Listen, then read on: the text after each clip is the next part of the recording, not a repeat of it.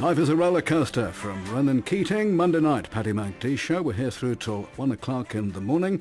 Live music on the show tonight. We've got Who tribute band The Wholigans, who are fronted by Barry Quinn. Barry comes from Newcastle but has lived in Canada and the States for many years. But the Wholigans are back in Barry's native northeast and playing the Carling Academy in Newcastle tomorrow night, and doing a little session for us live on the show tonight. So bit of guitar smashing, a few Keith Moon antics.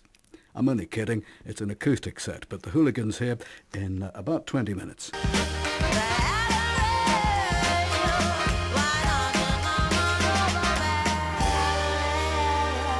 That's Mark Ronson and Amy Winehouse and Valerie. The Wholigans have arrived and are getting ready. They're very well behaved, actually, very well behaved Wholigans. They're on the show live in about 15 minutes or so.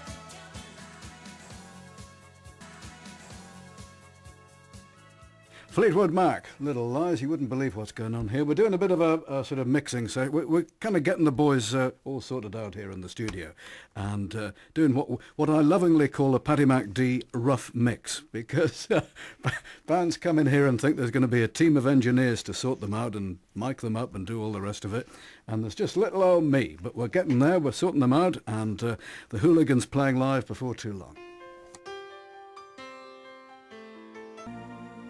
That's Alita Adams, and Get Here. It's all right, don't worry.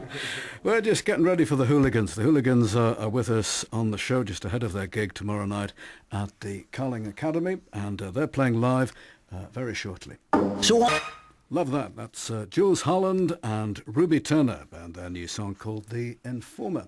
28 minutes after 10 o'clock, Monday night, Paddy MacDee show. We're here through till 1 o'clock in the morning. Live music on the show tonight. We've got the Wholigans in the studio. They're playing the Carling Academy in Newcastle tomorrow night, and with us live on the show this evening for a little acoustic set.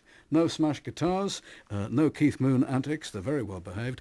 Barry Quinn is the man who fronts the band, and Barry from Newcastle, although you left here a long time ago, Barry, didn't you? In 1980. But, come back to Newcastle every couple of years with the Wholigans.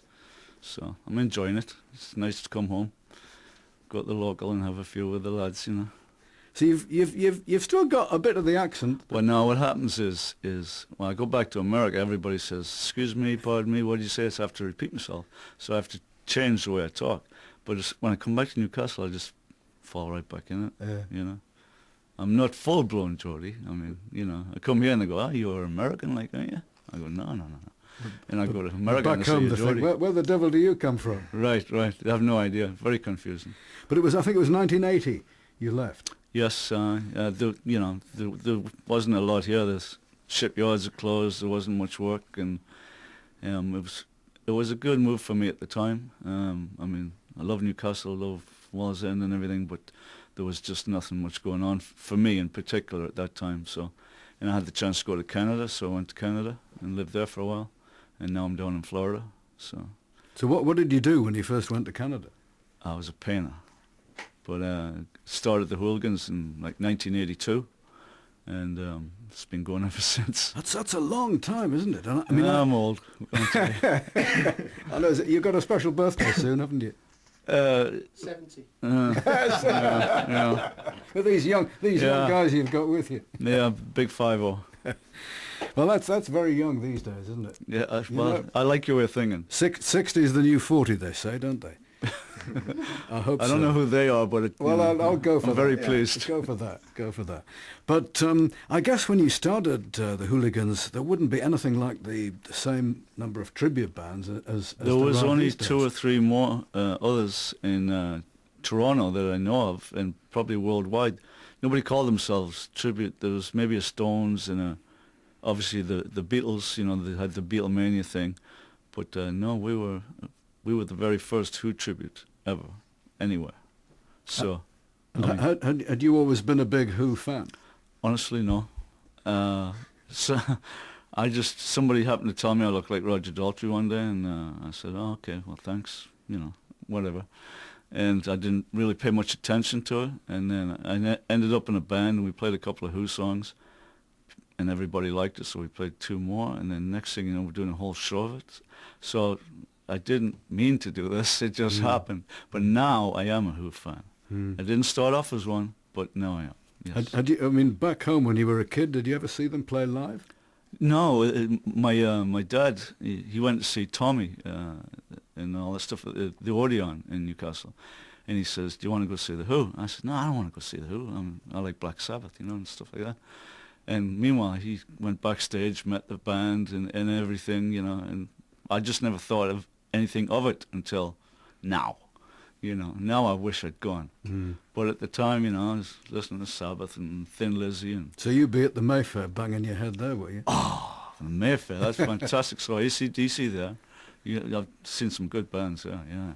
I love that place. Yeah, because it's no longer there, but No. they knocked it down and built a big complex called the Gate. Have you seen Oh, it? I've been, the last time we were here, we went to the Gate after a show, so. Looking for the Mayfair. Yeah. It's good. I'm upset at the lack of good chip shops around here. I must get this out right now.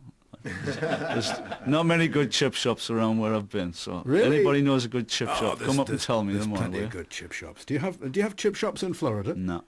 I was going to say. No, they just don't cook them right. French fries, what can I tell you? No. I miss that. Because you mentioned AC/DC. Brian Johnson lives over in, I think it's Sarasota. He's about 20 minutes from my house. Do you ever see him? No, I haven't seen him like one-on-one, but I've seen him at shows and stuff like that. Because he gets back home quite often aye. to the northeast, and he's been in here a couple of times. He's a great lad, and do you remember Geordie, the band he was Oh, with? They did a Geordie revival night about, I guess it must be 8 or 9 years ago now, Right? at the Town Theatre where you've played, and that was a fantastic War night. Geordie's lost his leggy. Yeah, that's great. Yeah, good band that. So you've been going, I mean, in one form or another, it's not the same lineup, is it? No, Darren, the drummer, the Keith Moon fella, he joined the band, I want to say, what was it, 89? And there's a bass player fella that plays with me over in Canada and America. He was in the band in 1986. These lads have been in the band a few years now, so I mean, the lineup does change here, there, but for the most part, you're looking at it. So. And do you, I mean, do you kind of study a lot of videos and DVDs and like of The Who and listen a lot just to... There was a time where I did a lot of studying, but I mean, after doing all these years, it's just ingrained. It just comes very naturally. So yeah, I mean, yeah, we still listen and learn. We're actually still learning Who songs every now and then, but we've pretty well played the majority of stuff. But we don't do anything that Keith Moon didn't play. I was going to say, you do it as the band when Keith was the drummer. Yes, yeah. The kind of we do the heyday. Live at Leeds era, Who, and all that. Just I'll say shenanigans is the only word I can come up with right now. The mad Who, the loud Who, the proud Who, the Who, man. There's only one. Who, isn't there? They're still good, mind. I don't think I'd seen the Who since you were talking about the Odeon, and I remember seeing them, I guess about 74, 75 at the old Classic. Odeon in Newcastle when it was one big cinema. Yeah. And then I saw them again last year at the arena. Of course, a different. You still got Daltrey and Pete Right. Townsend, and it was, sometimes when you see a group that haven't got the kind of original lineup, you wonder about it. But actually, I thought they were fantastic. They Right, really were. they're really, I mean, they're getting on, but I mean, they're still belting it out. And I have to tell you, if it wasn't people like Roger and Mick from the Stones and everybody, who would have thought they'd still be singing at 60 something? know, I mean, yeah. come on. I mean, rock and roll, I thought you died once you hit 30, you know what I mean? Or it was kind of, I suppose, you grew up, our parents, and they'll grow out of all that. It'll Right.